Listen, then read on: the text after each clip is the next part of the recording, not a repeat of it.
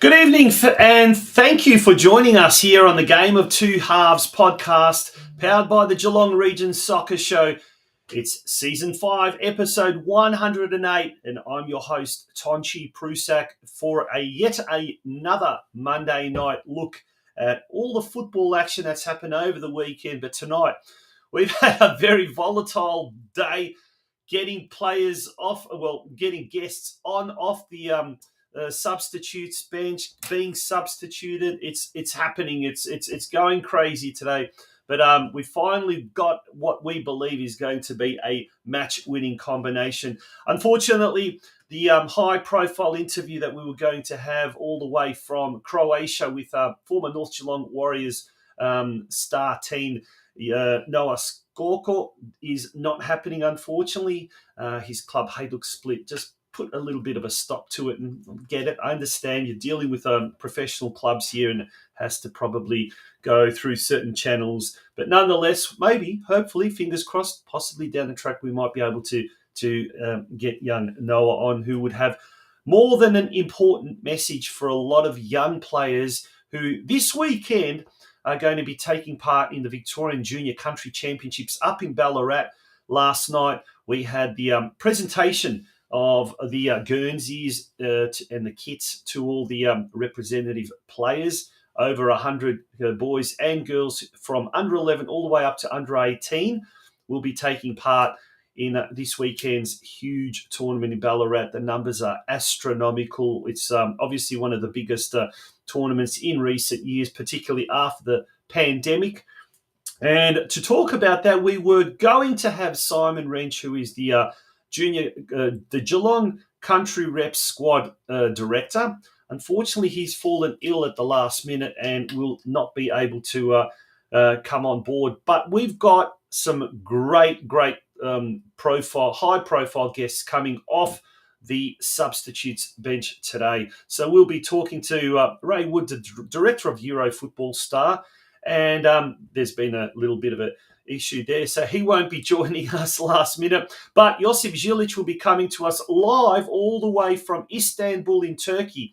He is the operations manager of Euro Football Star, based in Geelong, and he's very, very well known around Geelong football circles. He's got a lot of handy tips, a lot of advice for up-and-coming youngsters that are looking to make it to Europe.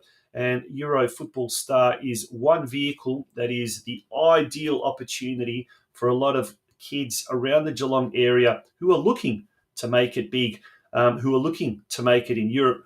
Well, we'll be talking to JOSIP all the way from Istanbul, Turkey, ahead of the UEFA Champions League blockbuster between Manchester City and Inter Milan this Saturday night. That's the global game. And then, folks, after that, it's the local game segment of tonight's show.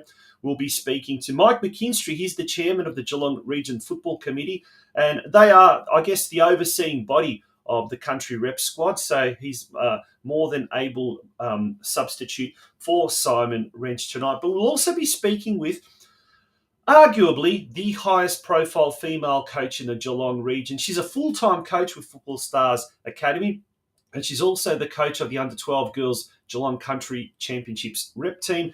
EMILY SUTCLIFFE will also be joining us a little bit later on. She was one of 3 keynote speakers at yesterday's presentation at the Katsumata Centre at Kardinia Park. So as you can see, folks, we've got a massive, massive show lined up for you tonight. It's going to be huge. We're going to take a little bit of a break. When we return, we'll be going live to Istanbul, Turkey, absolutely live. I kid you not. And we'll be talking with JOSIP ZILIC, who's the operations manager, Geelong-based, of course, for Euro Football Star. Folks, don't go away. A action-packed show coming up a little bit later on. And by the way, I forgot to tell you also, we'll be doing a full roundup of all the games that were held, the senior games over the weekend. We've got some live and we've got some exclusive footage of the Geelong Rangers North Geelong Women's State League 1 clash that was held at Elcho Park yesterday, including some post-match interviews with 2 of the players that took part in yesterday's game. You don't want to miss that either. It's the Game of Two Halves podcast.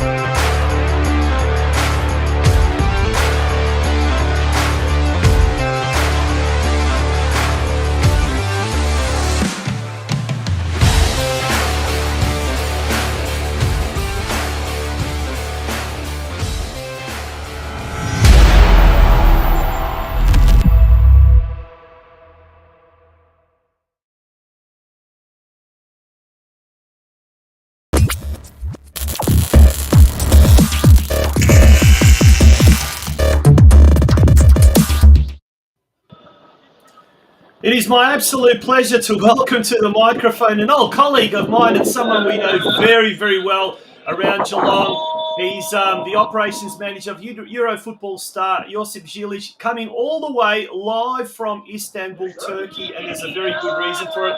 Good afternoon, or good morning, JOSIP, to you. Oh, yes, we've hit over the afternoon, Mark, and thanks for having me on the show, Tonchi, and good evening to all the listeners and viewers out there.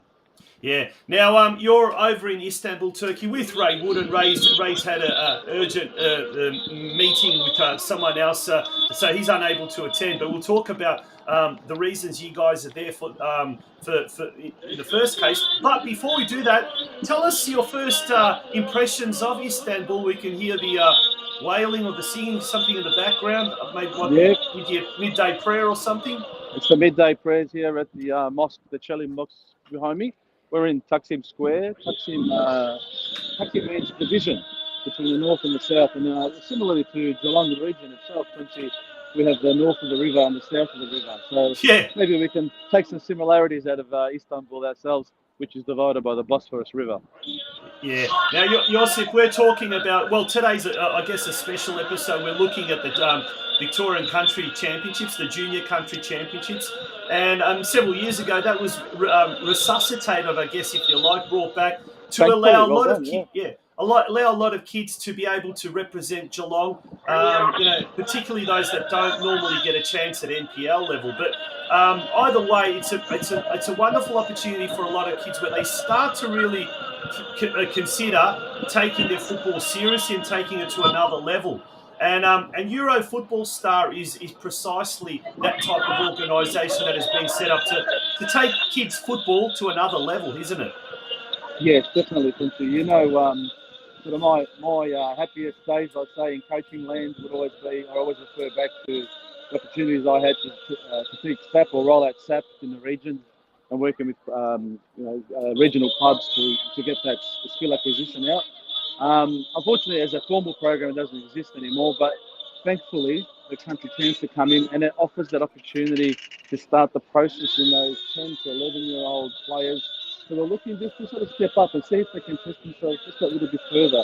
And running in synergy with that, if you look at Euro Football Star, it has its foundational model similarly to SAP, where there's foundational skills that are emphasised about getting those things right and get that base really solid so that you can keep building on that towards whatever it is you want to enjoy in the world of football. Now, Josip, as you said, you used to run the SAP program in Geelong for a long, long time, school acquisition phase. Let's talk a bit about that. Let's talk about the fundamentals of that SAP phase and the age group that it's aimed at. And what are the key, I guess, components of that phase for young footballers? Oh, look, first, I think the first thing that comes to mind for every player is first touch. Getting that ball to come into you, receiving it, and how you deal with it, whether you want to take it as a negative or a positive touch, and what you do with it after that. Coming into play, you got your 1v1 after that, skilling up, defending or attacking with the 1v1s, changes of direction, feints, moves of the body. You have your striking the ball, how well you can hit it hard, under hitting and not over hitting it, and all those sorts of attributes being focused on by the coach and trying to hone in the skills to get the distances right when you're hitting the ball. And of course, after striking the ball, we can't go past the last one there. It's just got my mind. I'm trying to think on the run, and then striking the ball as well. I started striking the ball, but sorry, I'm lost for words. Shooting. Shooting, yes. A little bit of action going on around me. It's a bit of distraction. Sorry. Oh, absolutely. Now, talking of distractions, before we do get into that, I've just now had a thing in my mind. We noticed Ray putting a lot of stuff on his social media channels, as well as yourself, Josip. Your first impressions of getting to Turkey, to Istanbul, and there was a big Turkish football game happening between Galatasaray the other day. So walk us through that. We haven't got any footage of that, but it's a shame. But it was very, very colourful, to say the least. I sent a few videos up so people can get onto my social media. They can have a look, and onto Euro Football Stars. You'll see it there as well. It took us by surprise. I don't think we really, because we were so focused on the Champions League, we didn't really think about one more round left in the Turkish Super League. And the moment we entered into Taksim Square, we noticed a bit of noise and a bit of banter going on, a bit of colour. And what turned out to be a dozen, maybe 20 red and yellow tops turned into about, I don't know, 2,500, 3,000 red and yellow tops in an instant. Yeah. And you go past it, there's a Galatasaray store that's sort of opposite the Nike store. And all of a sudden, they all congregated there and they were singing their club songs and getting the fans revved up before they marched on over to the highway and picked up buses and cars and headed over to the stadium, which is about 7 or 8 kilometres due east from Istanbul itself. The funny thing is, after all that fanfare and the flares and whatnot, I was off to pick up Benji from the airport. Benji arrived from Manchester to meet me here. And the whole trip was delayed by about 45 minutes to get to the airport because the fans got out in the middle of the highway, lighting flares all over the place. I had a flashback to my teenage years back in the old Melbourne Knights days, but don't tell anyone I was in those groups of people. Now the reason, obviously, the reason you guys, Euro Football Star, is in Istanbul is because of the Champions League, the UEFA Champions League this Saturday night. Big game between Manchester City and obviously Inter Milan. Manchester City looking to make it a treble, an incredible treble if they can do it. But obviously Inter Milan trying to return some of the glory days to Italian football. Have the fans started arriving, and what is the atmosphere expected to be like in Istanbul over the next few days? Well, they're starting to trickle in. They're starting to trickle in today. We noticed them. According to when you speak to hospitality people around, they're anticipating Wednesday to be the pivot point when they really start to pour in, leading into the Saturday final, Saturday night over here. Locally, they're very receptive to the occasion. And if yesterday's colour and fanfare is anything to go by, we're in for an exciting weekend. On Thursday, the fan parks open up, so we're going to go down there. They're going to have a Turkish Legends versus Champions League Legends 7-a-side match down by the Bosphorus River. So we'll go and partake in that and see what we can catch there. But it's definitely building up, and we'll over those 2 or 3 days at the fan parks, there'll be a lot of excitement being built. There's concerts there too, also fundraising for the disastrous earthquakes that occurred in Turkey maybe just a couple of months ago. So be mindful of that, and we'll obviously help contribute towards that fundraising as well. Yeah. Now we've talked about this year, and a big shout out to Euro Football Star and to Ray. One of the reasons, one of the elements of the major sponsorship of Euro Football Star of the Geelong Region Soccer Show, and hence the change of name to the Game of Two Halves, is bringing that world element to the local game, and I guess this is one example of the local game being taken internationally with yourself in Istanbul, Turkey, ahead of the UEFA Champions League. And this is part of the global game. So, folks, you are listening to the global game segment, but we've got the local game a little bit later on. But one of my fondest memories of how small the world really is and how football is able to bring everyone together was the 2006 World Cup in Germany, when I think it was in Kaiserslautern, after the game between Australia and Japan. There I am on the train station, and I ran into half a dozen of football fans from Geelong. You expecting to run into any of the Geelong football fans whilst you're there in Istanbul, Turkey, Josip? Oh, the only one is my son, who I picked up last night. So I'm not anticipating anybody else from Geelong, but if I do, they'll be warmly received by me. Just a word of warning. Just a word of warning. Be on the lookout for these two mugs, Michael Opperman and Rod van der Scheijs. They are they there's a.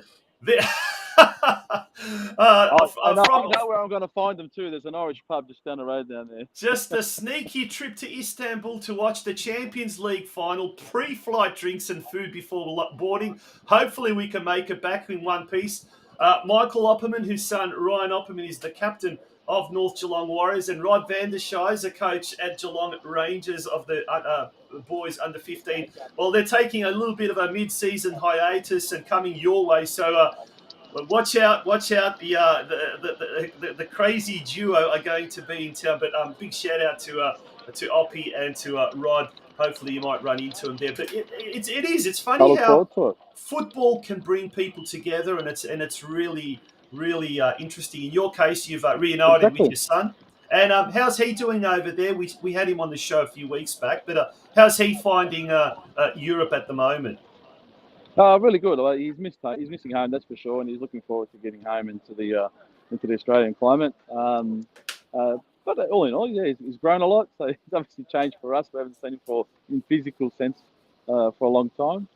We're enjoying the feedback he's given us about his development and his journey. So for us, just like at Euro Football Star itself, it's all about the experiences that we can try and provide people. And as a parent, it enabled us to provide an experience for our child to take up something that he's had his dreams and he's hooks into for some time. And we hope that can be a stepping stone for the next things to come.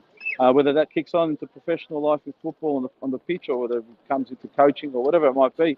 It's really just all about enabling people to focus in on some skills and take that to the best of their ability. Yeah. Now, Josip, we talked about Euro Football Star and the objective testing. We've spoken about that in recent weeks, and it's something that anyone and everyone can do pretty much any time. You just go to the Euro Football Star website, and you can find the examples of the objective testing. But we were saying off air, the objective testing that can serve an even greater purpose than just killing some time or doing something on the weekends Yeah. and what you're not. Tell us how in relation to skill set that can be something that can really improve the quality of a young footballer. Well, I'll start that off with like these sorts of trips that Ray invests into to try and motivate and inspire young athletes to make those steps. This is just a sort of like a window of opportunity to display to the people that he works with and mentors along the way about about reviewing the way you're working and applying those foundational skills to continually improve. Those elements don't change throughout the life cycle of your professional football career or any football career for that matter. So they will be in place for the entire time you want to kick the ball about. And if you transfer that into coaching and football management, those skills will still be prevalent for you to monitor and execute as well. And if we look at a couple of players that Ray's had a chat to this week on the professional player pathway program, in doing match review analysis, everything comes back to those key objectives in the objective testing. Whether or not someone's doing enough sprints in the match, when they look at the video analysis and see that they've dropped off on their performances, and you can see that maybe the motivation has dropped off, and you can start digging into the psychology about why aren't you making those gut-busting runs anymore. That enables more conversation to try and motivate an athlete. So that's just one little snippet in the window of how that's used to continually refer to and continually improve. And here's another suggestion for local coaches as well. This time of year, you end up getting a lot of illnesses, particularly kids getting sick. Winter's just arrived. I know from me personally, just on the training track earlier tonight, we had a few absentees, and one of the teams actually had to call it off because they didn't have enough players. But here's an excellent opportunity to, if you haven't got as many players as you'd like or normally have, implement some of these objective testing drills in your training sessions and getting a practical advantage for your kids as well. And speaking of the objective testing, there's one coming up in Victoria very shortly. Is that right? Yeah, towards the end of June, Ray and the team will be down in Melbourne. They'll be based at around Box Hill, doing the testing out there, and then also holding a presentation for any interested parties in the professional player pathway in Melbourne CBD. There's an auditorium that will be advertised that people can come along and listen to what it's all about. Excellent. Something to look forward to. Now, it's not all fun and games for you guys up there in Turkey. There is a lot of meetings, a lot of networking, a lot of catching up with potential partners and what you're not. Yep. What are some of the meetings that you've had or planning on having that you're able to talk about, of course? Yes, one is a colleague of Ray's that worked with him at Leicester in the youth program there. He's at the moment at Northampton, and he's obviously working on his professional career and where it's going to take him next. But it's great when you see people of the professional coaching background reconnecting with each other because of this big stage that we're on, and having conversations that might open more further doors for young Australians who wish to take those opportunities to dive into in the UK or Europe or wherever it might be.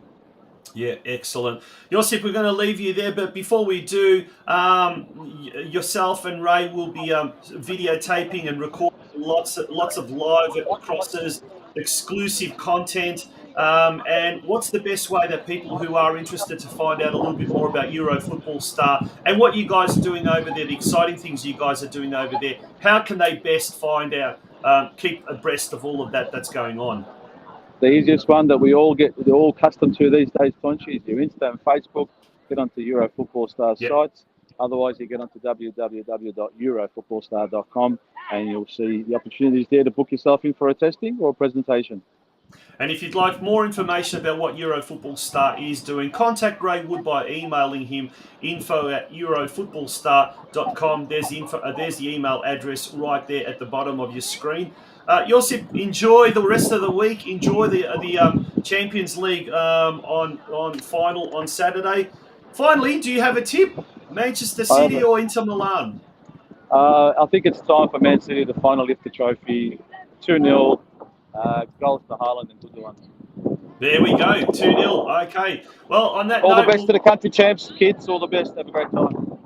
good stuff. Yeah, absolutely. We'll be talking to MIKE McKINSTRY from the Geelong Region Football Committee very, very shortly about that. And we'll also be talking to EMILY SUTCLIFFE from the under-12 girls team. She's the coach there.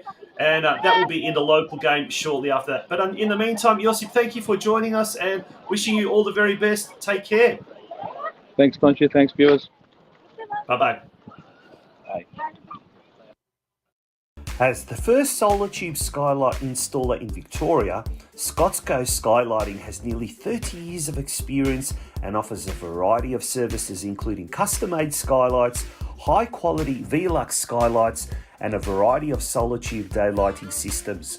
The benefits of having the skylight in your home are many.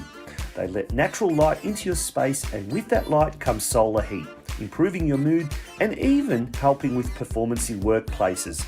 Plus, heating your home with sunlight can save on heating costs during the chilly seasons. Cosmetic changes like skylights can add equity into your home, and, similar to adding mirrors on the walls, skylights can make a room feel bigger and more spacious.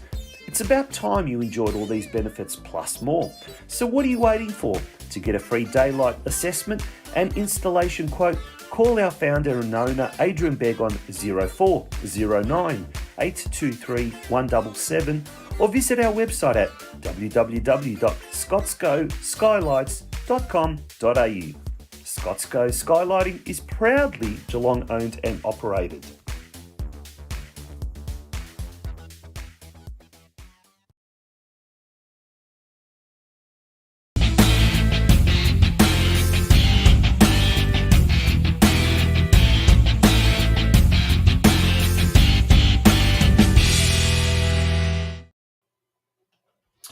Welcome back to the Game of Two Halves podcast, powered by the Geelong Region Soccer Show. It is time now for the local game segment, and we're going to kick it off with the news desk happening right now. So there's a lot to get through. But before we look at the results of the weekend's games, let's have a look at what's making the press, the local Geelong Advertiser. There on the right, teen striker red hot, a big feature story about Milton Bailey from Barwon Soccer Club, who is really hitting form, and that was in Saturday's Advertiser. Believe it or not, he scored a goal on Saturday to take his tally to 11 goals for the season. At the bottom of that page, ton of fun for this Drysdale mum. A real feel-good story about Celeste Scott from Drysdale Soccer Club, who took up soccer because of the crazy, soccer mad husband, Andrew. But she took it up 7 weeks after giving birth to her first child, and there's a great little story there, as well as a story on the country champs, and they're ready to shine. So a full page of soccer in the Geelong Advertiser. That was in Saturday's column. In today's Geelong Advertiser, Nugent nabs treble in second half Park Blitz. Nick Nugent scored a hat-trick in the second half after coming on as a second half substitute, and that was after missing through four weeks of football through injury. So what a great comeback story that was. Now the Australia Cup, we're down to the real business end of the competition. The Victorian round 7 fixtures, they kick off tomorrow night. Heidelberg United taking on St Albans Saints, Goulburn Valley Suns at home to Hume City. But for us Geelong fans, the real interest will be next Tuesday, the 13th. Not the Northcote City and Clifton Hill game, not the Melbourne Knights and Yarraville FC game, although I'm sure there's a lot of Melbourne Knights fans here in Geelong. It's the Oakley Cannons hosting our very own Geelong Soccer Club. The David and Goliath battle. Oakley Cannons, remember, they made it through to the semi-final of the national stage, so that they were one of 4 teams nationwide still standing last year. So it's a huge job, this one. But Geelong Soccer Club, they will be keen to cause a major upset next Tuesday night at Jack Edwards Reserve. So that game will be live streamed. We'll be able to watch that. So good luck to Geelong Soccer Club there. Now, earlier today, Football Victoria released a major announcement for lovers of futsal, and we know there's a lot of them in the Geelong region. They've announced that the inaugural F League and State Futsal Leagues will be commencing later this year in September, and the expression of interests are now open. So in Geelong, I don't think we've got a futsal club per se. We've had a couple of rep squads and what you're not, but here's an opportunity for futsal enthusiasts here in Geelong to maybe get together and launch their own club. The state futsal leagues will be basically under 12 and under 14 and under 16 competitions for juniors, boys and girls. The F League will be a senior men's and senior women's competition. So at the moment, expressions of interest are open. I would love to see one of the clubs. Western United have formed their own futsal club that participates in Series Futsal Victoria. And recently I saw an interview with Chris Palavanis, the Western United CEO, saying that they're looking at branching into women's senior sides, into junior sides as well. Here's an opportunity for a Geelong football club based here in Geelong to become a super club. Let's see if that's going to happen. What are your thoughts? Would you like to see a club from Geelong maybe form its own futsal arm, or would you like to see a futsal club formed that is specifically just for futsal? We want to hear what you're thinking about, and if there is anyone interested in actually taking the initiative and getting something like that started, now's the time to do it. We can't waste any more time. Okay, we're going to now have a quick look at the ladders. But before we do that, we're going to take a very, very short break. When we return, it's time for the results roundup. And then we've got our big guests later on in the program.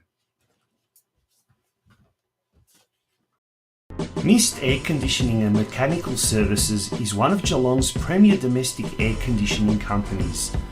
The company is a venture by the directors of a major commercial mechanical services company which has over 45 years combined experience in the air conditioning sector all over Australia. Our service and vast industry connections will ensure that Mist AC will not only be competitive in price, it will also get you, the client, ongoing service needs for your home or office. With a 7-year guarantee on all our workmanship, you can rest assured you will never be left out in the cold. Whether you are renovating or building your new family home, Mist can provide all types of ducted, split or reverse cycle air conditioning for your environment. We offer a total solution suitable to your family's needs. To find out more, visit our website at www.misthc.com.au or email us at info@misthc.com.au or call us now on 5278 6478. Welcome back to the Game of Two Halves podcast, powered by the Geelong Region Soccer Show. It's time now to have a look at the weekend's results. And by and large, it wasn't a very good good weekend for the senior men's competing in the Melbourne competitions. Out of 10 clubs, 6 losses, 1 draw, and only 3 wins. But let's go from this top there. NPL Victoria, North Geelong suffered a staggering is the word, a disappointing is another word. A very dejecting 0-5 result against Altona Magic at Elcho Park. They're certainly down at the foot of the competition standings. This week they've got a real tough one when they take on Avondale FC away. Avondale are the competition standouts along with South Melbourne. And, the word on the street is that down at North Geelong, they've already started planning for next season, and that would be in NPL2 because the way things are standing, it'll take a minor miracle to survive in NPL Victoria for the Warriors. On to NPL3. Geelong, they came up against Doveton away, courtesy of super sub Ayuba Kenech, who scored in the 72nd minute after coming on in the 63rd minute. It wasn't enough, and unfortunately, Geelong lost to Doveton 2-1. Now, Geelong are in 9th position. They look 3 points away from Box Hill United, who are in the relegation zone. But this week they do come up against Ballarat City, that is Geelong, at home on Saturday night at Stead Park. a must-win game for Geelong. But look, if they can manage to win here, they might be able to move, relatively clear of the relegation zone, that's for sure. Turning our attention now to men's State League 1 competition. Now, Corio came up against Whittlesea United. A disappointing result on the road. Whittlesea United defeated Corio 4-0. That was a huge loss, a big loss for Corio. But this week they're at home to a side that has been struggling of late, FC Strathmore. And Geelong football fans will be familiar with Strathmore's coach, Mickey Cholina, who did coach North Geelong Warriors for a while. So that game's at Hume Reserve at 3 p.m. The Corio, as a result of that loss on the weekend, have slipped back into the relegation zone. And, well, we want them to move away from that relegation zone. So it starts against Strathmore split this Saturday at Hume Reserve. Now, in men's State League 2 competition, Geelong Rangers, they had a very narrow, but albeit a loss. It doesn't matter if it's 0-1 or it's 0-6. A loss is a loss. And they had a loss to Hume United, 1-0. Now, they're dangerously close to slipping back into the relegation zone at the moment. At the halfway mark of the season, Rangers find themselves in 10th spot, just 1 point ahead of Altona North. Now, this week, they're coming up against Clifton Hill, would you believe? Top team Clifton Hill, and it's also going to be away, so that's going to be a really, really tough assignment for the Rangers. Now, in State 4, we had Bell Park return to winning ways in a major way, 5-0. They defeated bottom side Gisborne. Josip Prpic, Jeremy Juricic scored one apiece. All these goals came in the second half, but the standout was, as we mentioned before, Nick Nugent. After an absence of 4 weeks due to injury, he came back into the team. Wasn't in the starting lineup. He was on the bench. But at halftime, Coach Michael Spazewski made a double substitution, brought on Nick Nugent and Josip Prpic. Nick Nugent scored 3 of those 5 goals. So well done to Bell Park. They certainly now skip away from that dreaded relegation zone. Another important result here was Surf Coast defeating Melbourne City 4-0. That was at home. John Pikett scored 2. He scored now, I think, 17 for the season. Christian Mann, close season signing from Bowen, he also got a brace. And because Keilor Wolves were able to defeat Moonee Valley Knights as well, Surf Coast are now edging closer and closer to that second spot. Now, we found out this weekend that the second team will be involved in a promotion playoff. So even though Laverton at the moment are runaway leaders in State 4, the second place team will get an opportunity when they come up against the second place team in the Northern Division for a promotion playoff. Don't you just love promotion relegation battles? Barwon drew 2-2 against Spring Hills. Milton Bailey scored from the penalty spot, his 11th goal of the season, and Harry Kilpatrick also scored for Barwon. Now, this weekend coming, Bell Park taking on Surf Coast at Bell Park Sports Centre. That's going to be a big game, and it's going to be a huge one on Saturday afternoon at 3 p.m. And then after that, 5:15 p.m. at Grovedale Reserve, Barwon taking on Laverton. That should be a really good game, a big game at home. Barwon have done very, very well at home. It's their fortress, and they'll be certainly looking to cause a major upset when they host the competition leaders. Now, in State 5, Lara came up against the might of Balmoral. They put 3 goals past Balmoral, thanks to goals by Lachlan Lazarich.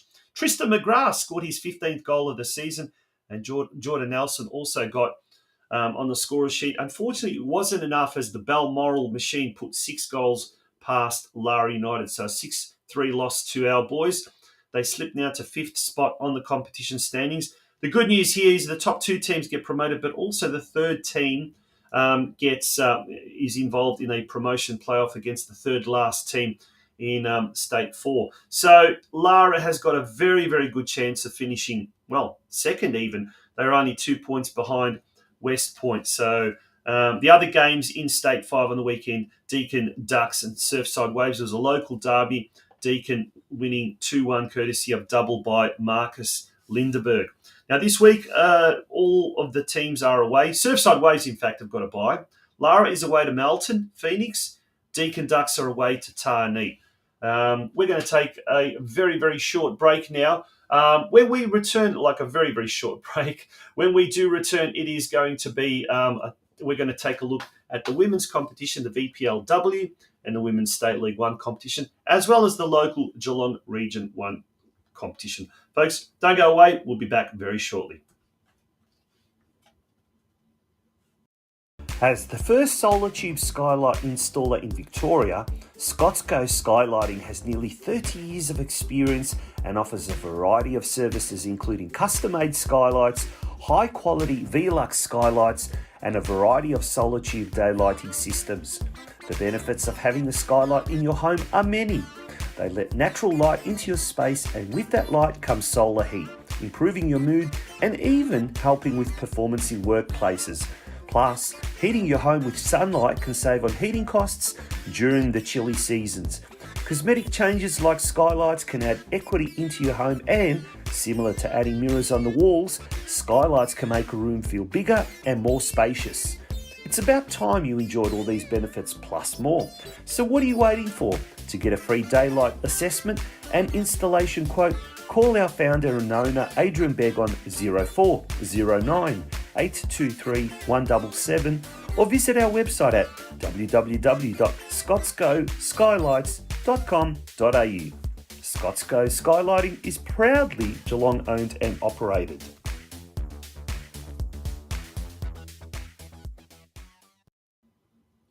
Welcome back to the Game of Two Halves podcast, and we're going to now take a look at the women's side of things, the women's competition, and there's some highlights of the North Geelong versus Geelong Rangers Women's State League 1 game that was played yesterday at Elcho Park. But before we get to that, let's also have a look at the VPLW competition. Now, we had in the VPLW, Geelong Galaxy took on Eltham Redbacks, and it was a 9-0 thumping by Galaxy over the Eltham Redbacks. Shian Roselli scored 4 goals. Aya Seno scored 2. Now, she's taken her season's tally to 16 goals. Sumitoku Aya also scored 2, and Lily Dennis scored 1. So a massive win by our girls. Well done to Geelong Galaxy. Last week we had the Galaxy president, Marina Krasikon, and maybe that may have been a bit of good luck that brought the girls, her appearing on our show last week, but a huge win there by Geelong Galaxy. So that was a 9-0 thumping. This weekend, Galaxy taking on Brunswick Juventus, who are a very, very difficult side, a really tough side indeed. But they have lost their last 2 games. So they are only 3 points ahead of Galaxy, and they've got the same amount of goal difference as Geelong Galaxy. So a win on Sunday will see Geelong Galaxy overtake Brunswick Juventus. And as we know, Brunswick Juventus does have a Geelong connection there in Laura Sporanovic, the former Geelong Galaxy player and W League player as well, ex-North Geelong Warriors player as well. So she is now part of the Brunswick Juventus furniture. Now moving along to the State League 1 competition, as we saw North Geelong taking on Geelong Rangers. Well, North Geelong defeated the Geelong Rangers 3-2. Goals by Maya Popplewell, ZOE TIZARD and Bailey Gate for the Warriors.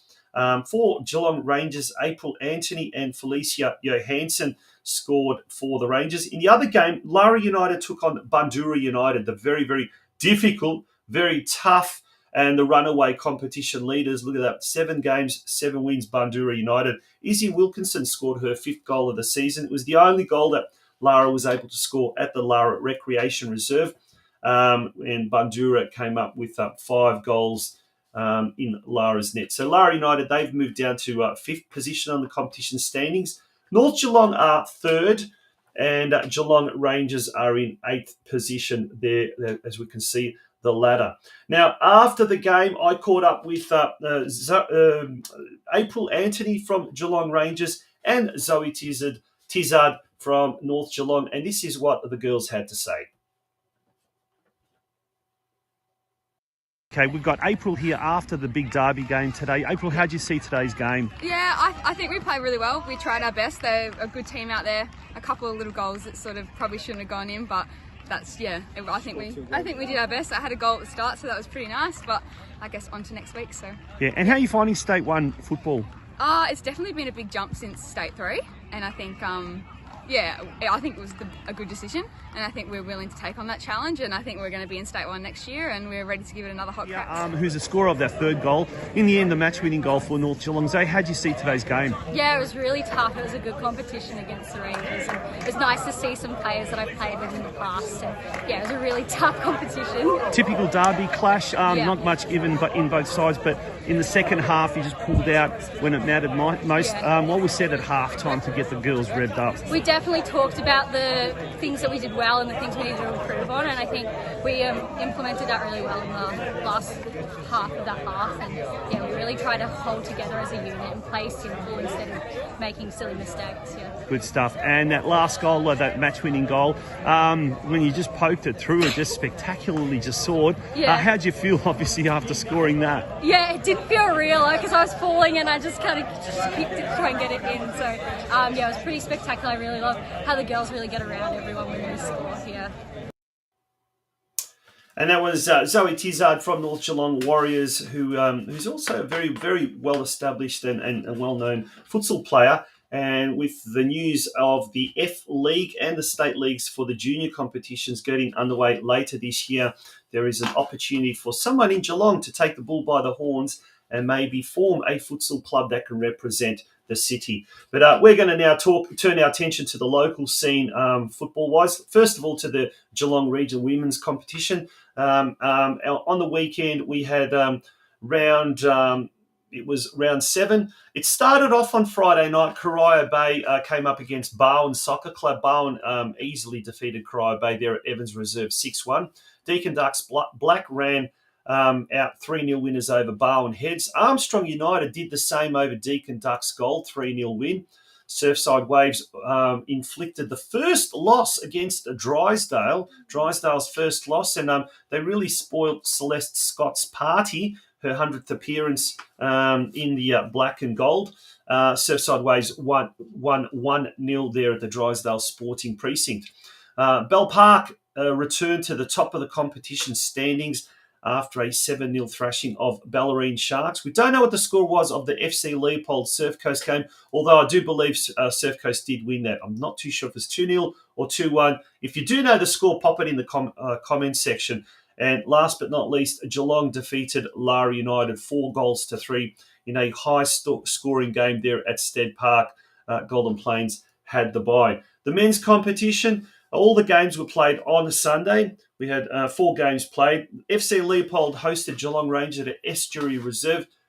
We don't know the score of that game, so if anyone was there at the Estuary Reserve complex in Leopold, please let us know what the score was between FC Leopold and Geelong Rangers. But we do have the scores for the other 3 games. Surf Coast, narrow winners over competition leaders Bell Park, inflicting their first loss of the season. So that was an interesting result. 1-0 win to Surf Coast. So they now draw equal on the same amount of points as Bell Park. We had Breakwater Eagles, 4-1 winners over Barwon Heads, and Barwon Blue and Armstrong United, 3rd and 4th, fought out a 2-all draw. And that brings us to the end of our results roundup. We're going to now bring our first guest on the scene for the local game, and that is Mike McKINSTRY, the chairman of the Geelong Region Football Committee. It's an absolute pleasure to bring Mike onto the show again. Mike, how are you? Good, Tonchi. How are you, mate? Fantastic, mate. I think since we last had you on the show, you've got a new camera, you've got some more makeup, lighting. Yeah, I've done the makeup. Yeah, it's looking $1 million. I need to do a bit more with bags under the eyes, I reckon, but that's another story. Don't we all? If you're talking about bags under the eyes, I've had one of those sort of days where we're meant to have Noah Skoko all the way from Europe. Unfortunately, last minute, his club put a stop to it and said, no, we're not going to allow it. It can only go through in-house media channels.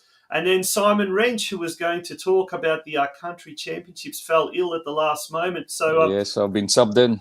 Subbed in, super sub, Mike. Thanks for honestly, all jokes aside, thank you for coming on the show. And a little bit later on, we're also going to have another super sub, EMILY SUTCLIFFE, who's the coach of the under-12s. But speaking of Emily, she was also one of the keynote speakers at yesterday's presentation. Yep. Tell us a little bit more about the presentation. We've got a slide there of the packed auditorium there at the Katsumata Centre.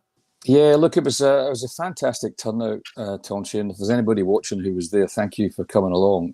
It was brilliant because, as you know, I mean, we've got this is a big championship. I think you're very familiar with it, but if there's anybody watching that's not as familiar with it, it's kids that come together from Ballarat, Bendigo, Albury-Wodonga, Gippsland, Latrobe Valley, Mildura, Shepparton, Warrnambool, and last but not least, of course, Geelong. Now, last year we hosted the championship here in Geelong. Some of you might remember, and this year it's up in Ballarat. And maybe there's some people on the call that's going to go, and it's a really big deal for the kids because and particularly a big shout out to Simon Wrench and all the coaches that have really helped do all the trials and so on. And I said this last night because I was the MC last night at that lovely hall. And I think it's going to be a bigger champ. Well, it is going to be, what I'm told, the latest figures in last year when we hosted in Geelong, we had something like 1,000 competitors that took part. It looks as though in Ballarat, from what I've seen, the latest numbers, it's probably going to be closer to 1,400. So that's fantastic. That's a big growth in the game. And equally, this year, Geelong actually is going to be the highest represented region. We've done really well. We've got 12 teams that are going this year. So that's 180 kids that are playing out of the 400 plus that's travelled. And one of the good news about it is that 60 of the 180 players are girls, so it's really great to see the female game, particularly now the World Cup this year. So that's about a third of the players going along are young women and girls, and I sort of rallied up the boys last night saying they're coming. You better giddy up. Yeah. So it's really good to see that, and that was the main thing. And then we had some guest speakers last night. Steve Horvat did a great job last night. You can see some of the coaches and players that you've pulled up on the screen there. As we speak, Mike, we'll go through all the slides. A big shout out to Pete Bradley, who's also one of the coaches. I think he coaches the under-12 boys.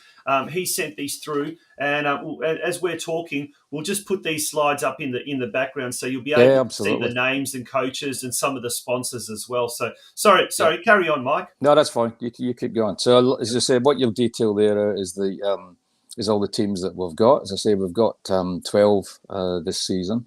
25 coaches, and they're all named there. And also from a coaching point of view, it's great. We've actually got 4 women coaches this year. We never had any last year. How good is that? Yeah. So that's brilliant. So it's really encouraging to see the growth in the game. And Emily hopefully comes on later. She did a great job last night talking through, her journey in football and soccer from back in her days in Wales, where she coached with Cardiff and then with Wrexham. So she'll talk about that a little bit later. But more inspiring, I guess, was just to encourage all the kids, but in particular the young women, to really step up. And she made an interesting comment. In fact, I won't talk about it because I might steal a thunder for later. So I'll leave that one. Yeah. So she did a great job. And then Steve Horvat, as I mentioned, came down. He did this last year as well. And, Steve is great at talking to both the families and the young kids in terms of what they can aspire to do. And he reminded the kids, as he did last year, he says, you never know who's watching. This is a representative squad. And I talked about how in Geelong, we've got 5,500 players that play football this is the numbers from last year. And I think it's going to be roughly similar this year. About 2,000 of those players actually play in the Metro Comp and about 3,500 play in community. So what I said to the kids last night, if we've got 180 players that are the rep squads for Geelong, that's 180 out of 3,500. This is the top 5% of kids who play the community game. This is the best 5%, if you like. And it's really great that they are recognised for that. And Joey Didolitsa came along as well. And again, was very valuable his time talking to the kids. And he talked about his journey when he was a young kid, growing up. And he made a comment which was interesting, which there wasn't anything like the country championships when he was growing up locally.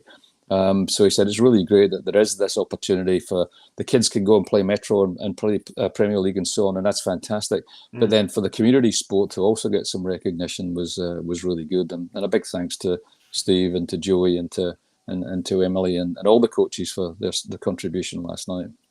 Looking at some of the coaches there, it's got some very, very high caliber coaches, and it's also great to see, as you said, a lot of female coaches, a lot more female coaches than we've had in the past. And one of those female coaches, in my opinion, she's the highest profile female coach in the region, and that's quite saying quite a fair bit. But she's a full-time coach, and it's great to see EMILY SUTCLIFFE involved in it this year. We've got Emily joining us. Thank you very much, Emily, for joining us. Another one of the super subs coming on at the last minute, so really, really appreciate it. Welcome to the Game of Two Halves podcast. Hi, Tonji. How you doing? Thanks for having me on. Yeah, very good, Emily. First of all, let's talk about last night. From all accounts, it looks like it was an absolutely fantastic evening.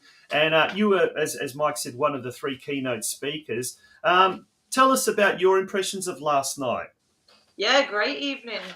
It's actually the first time I've been part of the Country Champs, and seeing it last night and seeing the amount of people there and families getting around it, and also the talent that we've had coming through as well, being part of the selection process and then working with our under-12 girls is really amazing. So we've actually just played a practice match down at Geelong Soccer Club against the Metro girls, and we drew 3-3. So just kind of shows where we're at as a region and what brilliant talent we've got coming through our community teams.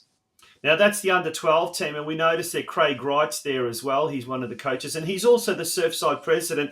How good is it that, there's presidents of clubs now getting involved in female football and not only just being involved as administrators at their clubs, but they're also coaches as well. But take us through some of the here's a chance to mention some of the girls that are in that team, the under-12 girls rep team that you and Craig are looking after. Yeah, definitely. Well, Craig's doing a great job as well, down in Surfside, and he was saying how much he's got going on as well of his own job and things as well. So it was really good to have him involved. But some of the standout girls there we've had Indy in goals. She was fantastic tonight and has been through training. We've got Lillian Harris took the captain's armband, and we've got Summer Wright as the vice captain. So those guys have been really, really good. And Zoe has actually come up from the under-11s. She came into our under-12s and she ended up actually scoring a hat-trick tonight. So she's definitely one to watch out for from the Geelong region. But all the girls involved, they're just such great girls. It's a really great group, and we're really lucky to be involved. I can't wait to see what happens this weekend. Yeah, Mike. With one thing that we really ought to mention, and we saw that on that slide there, Geelong Port, the sponsors. Without the sponsors, this would be really, really difficult. And Geelong Port again have come on board to sponsor all the female teams, and that's a huge, huge coup for football in Geelong, isn't it? Yeah, it is. And sorry, I've just dropped my microphone. And, in the excitement. In the excitement, yeah. And look, if we can keep Geelong Port and other large organisations like the TAC, and obviously Football Victoria put some money in as well. But each year, I think we're getting better and better at raising sponsorship. So what that's meant is that we've actually managed this year to subsidise all the kids that are going from what the normal pricing would be. Last year, we didn't quite cover everybody, but this year we did. And some sponsors have come in and sponsored specific teams, and others have just made the money available for the whole comp. So we've had a lot of, if you like, second tier or smaller sponsors. And I made sure that they were on that slide so that people could see it, because, we changed equipment supplier to Macron this year from Lydia. And that's not anything against Lydia, it's just the way it worked out. And a lot of other local organisations have put some money in to support it. So it's great to see people, supporting communities, in our case soccer, but community sport in general. Yeah. And Giacomo Carulli, a big shout out to him from Macron, who's, I think he's over in Italy at the moment. Everyone seems to be overseas at the moment. We just had JOSIP ZILIC coming to us live from Istanbul, Turkey. We've heard about Rod van der Scheijs and Mick Opperman, who are on their way to Turkey. So everyone seems to be heading to Europe. But one of the things that we talked about with JOSIP prior in the global game was just the stepping stone that our game can provide people. And Emily, soccer for you, well, obviously you're a Welsh girl, proud Welsh girl, judging by that little flag in the background there. But for you, football has taken you to the other side of the world.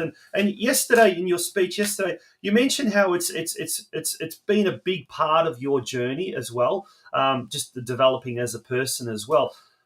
What have been some of the amazing opportunities that football has opened the door for you? Oh yeah, it's been massive. Like I said yesterday, it's been in my DNA since I was really young. You know, my dad and my brothers are really big on football.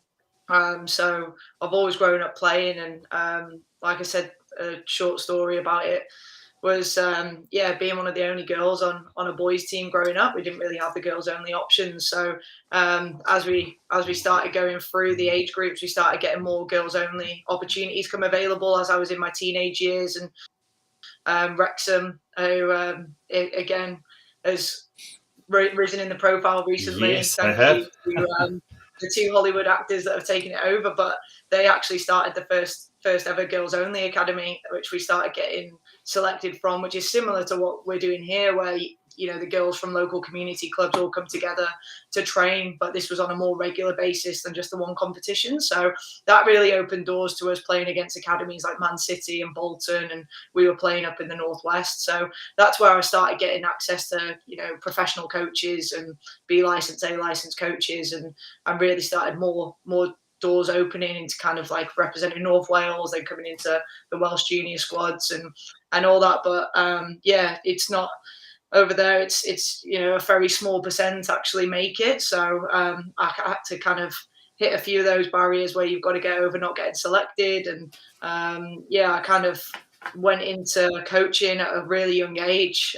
because we had a local academy that had opened through an ex-Aston Villa goalkeeper and a Liverpool academy coach came together to do like the holiday programs and Saturday morning sessions. So started volunteering there and get my coaching badges, and that's when a load more doors started opening for me because I realised, well, if I'm not going all the way with my playing, there's different opportunities here. And I just thought I'd always wanted to go travelling after I got my degree in education and sports in Cardiff, and I'd got a bit of more experience with Cardiff City. I was like, well, what's stopping me from going abroad and getting some experience there? So I made the plunge to go overseas, and it was one of those where I was just one backpack on my back and just see what happens. And here I am, 6 years later with a full-time coaching role, when really the odds were against female coaches to get into full-time coaching. So it's really led me to meet some amazing people and get loads of experience. And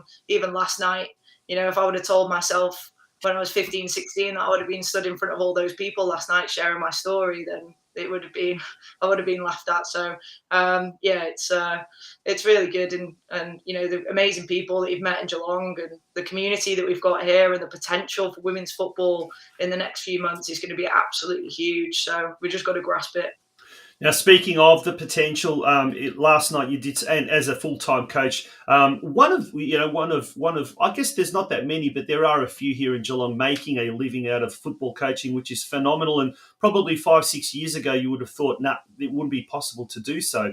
But you said your mission is clear: to create more opportunities for girls and boys starting as young as 5 years old, and grow the beautiful game in our region. Now, you've been involved in Football Stars Academy over the last 4 years or something in this region. And in that time, you've seen the amazing growth and the opportunities. And you said yourself, it's an exciting time for women's football. Speaking of women's football, later this year in a few months' time, we've got the Women's World Cup happening here. And it's a question I ask everyone: are we ready to are we ready to capitalise on the opportunities that this massive event is going to present us? Yeah, it's a difficult one. I've had a few conversations with people about this because when I was back in the UK just after Christmas, I was still seeing the legacy that the Euros is having across the whole of the UK, not only England, from them obviously taking the trophy, and it's absolutely huge. The money they're pumping in to not only clubs but schools. And all these different foundations that are coming in and facilities getting built, and it's just absolutely crazy. So I think for us, it's got to be a collective push from clubs and schools, and the government need to start putting money into, initiatives within the schools as well. And all the coaches around the regions and everything needs to come together and just really push. And I think as long as we're providing opportunities, like we said, from 5 years old, there's no reason why they shouldn't have access to professional coaching. And again, with we're providing opportunities here for community girls to come up, and then you've got your Metro and your NPL, and everyone's got to be looked after at different levels and make sure they're enjoying the game. And complete beginners, like the surge I've seen recently, we obviously provide our SAP sessions at schools which are open to beginners, and more girls are ringing up and wanting to come and trial and give it a go. And it's just, we need everyone working together at once to make sure that we really are making the most of it and making the most of this massive event that Australia have got the pleasure of hosting. Yeah, now in recent seasons, you've also been a mainstay of the Geelong Galaxy midfield. This year, you've moved to Boroondara Kerry Eagles along with Christy Merry, your ex-teammate at Galaxy. Now she's your teammate at Boroondara. Doing very well in the NPLW competition. We'll take a look at the ladder there. On top at the moment, although it was a bit of a stumble on the weekend against Bulleen Lions. But this year, slightly expanded competition. We were talking to Bobby Zdravkovsky from Box Hill United on last night's Football Out West show, the sister program of the Game of Two Halves. But he was saying how exciting and how the three extra teams this year have really made it such an exciting competition, higher quality competition as well. What's been your impression of the NPLW competition this year? Yeah, I think obviously I've only seen bits of it in previous years. When I first moved to Geelong, I was actually going to move to Geelong Galaxy halfway through my first season, but there was only 6 games left, and I had my loyalty lay with Geelong Soccer Club at that time to win the division. So I saw a bit to the NPL then, and the caliber of players that were coming on. But I think since COVID and more people are traveling, the amount of visa players that are involved as well, and W League players, like we played against Bulleen on Saturday night, and it's a really high level competition, which is you never know what's going to happen in each game, and we've been really fortunate to capitalize on our first round of the season, and really for us it's just about maintaining the consistency now. Like you said, it changes the competition completely when the W League players start coming in. So yeah, it's going to be a big test now to see can we consistently stay at the top. But it's Boroondara doing a great job as a new club that have just been promoted. It's the atmosphere and the culture at the club is so positive. I've never seen a culture like that at a top club.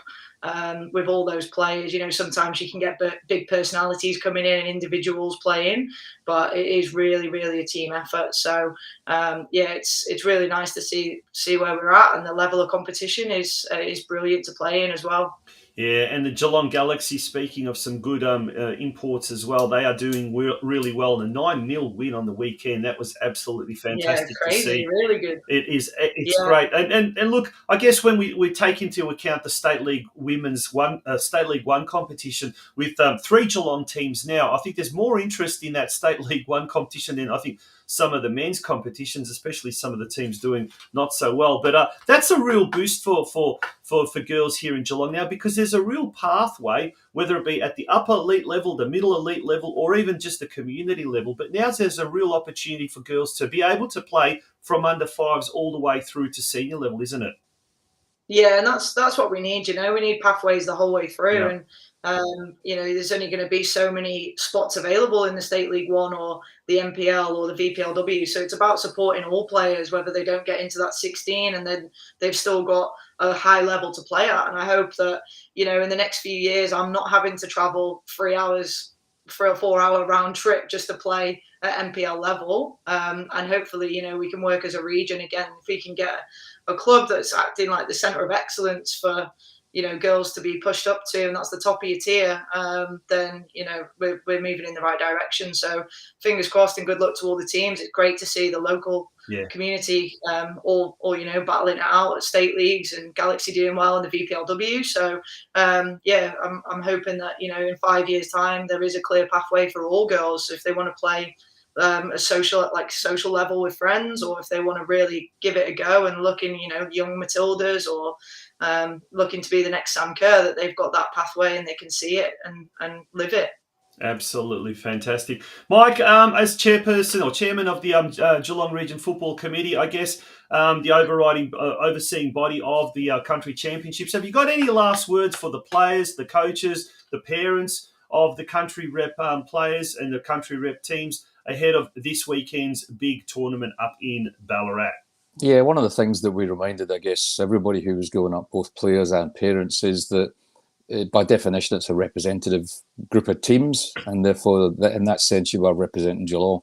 So we talked about also culture and standards of behaviour, and we all get, passionate about the game, and sometimes you have a crack at the ref and all of that sort of stuff. But we just reminded both players and family members on the sideline to be respectful of umpires, referees, call them what you will, linesmen, and each other, because at the end of the day, we want to be competitive in Geelong. We want to go and have a crack at winning, but it's not all about just the winning. We actually want the kids to have a really enjoyable experience, and that can get rubbed off if someone loses the head a little bit. So that's the only other message that we particularly talked about last night. The kind of "We Are Geelong" type message was something that we've reinforced.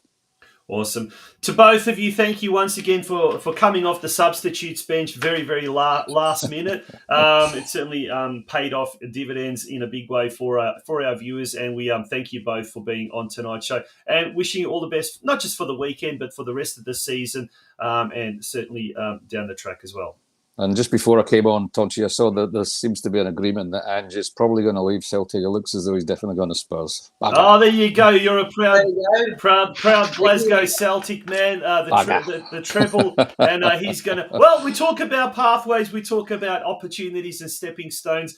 It doesn't just happen at the local area. It certainly happens at the very, very highest of professional levels, and that's a good example. So yeah, he's got to take that opportunity. I mean, that doesn't come along, easily, and he's done a great job in his career so far. But to be, a club manager in the Champions League, in the Premiership, and then hopefully go on to the Champions League, who knows? Yeah. Good on him. He's got to grab that. Brilliant. Well, Mike, congratulations on everything that Celtic have achieved this year. And congratulations, Emily, on Wrexham. Everything that Wrexham have achieved this year, a real fairy tale story. Thanks, folks. Good night, and thank you for being with us. Thanks, guys. Please don't go away. We'll be back very, very shortly. Mist Air Conditioning and Mechanical Services is one of Geelong's premier domestic air conditioning companies. The company is a venture by the directors of a major commercial mechanical services company which has over 45 years combined experience in the air conditioning sector all over Australia.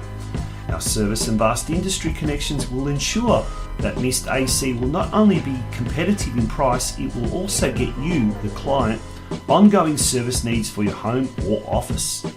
With a 7-year guarantee on all our workmanship, you can rest assured you will never be left out in the cold. Whether you are renovating or building your new family home, Mist can provide all types of ducted, split or reverse cycle air conditioning for your environment. We offer a total solution suitable to your family's needs. To find out more, visit our website at www.misthc.com.au or email us at info@misthc.com.au or call us now on 5278 6478. And that, folks, brings us to the end of tonight's program, episode 108 of the Game of Two Halves podcast, powered by the Geelong Region Soccer Show and proudly sponsored by Euro Football Star. Before we leave, become a member of the Game of Two Halves podcast and receive the exclusive Geelong Weekly Football News Bulletin every Friday. Lots of news stories exclusively to your inbox about the local region. Sign up now for as little as just $5 per month, and you can do so. There's a website at the bottom of your screen, www.patreon.com/Geelong Region Soccer Show. Big thanks to our guest tonight, stepping in at the last minute, JOSIP ZILIC, all the way from Istanbul, Turkey, to MIKE McKINSTRY, the chairman of the Geelong Region Football Committee and the coach of the Geelong Girls Country Championships under-12 rep team. And she's also a full-time coach with Football Stars Academy here in Geelong, EMILY SUTCLIFFE. Folks, we hope you've enjoyed tonight's show. We look forward to your company again next Monday night at 8 p.m. Until then, have a great week ahead and an even better long weekend next weekend. Good night. you.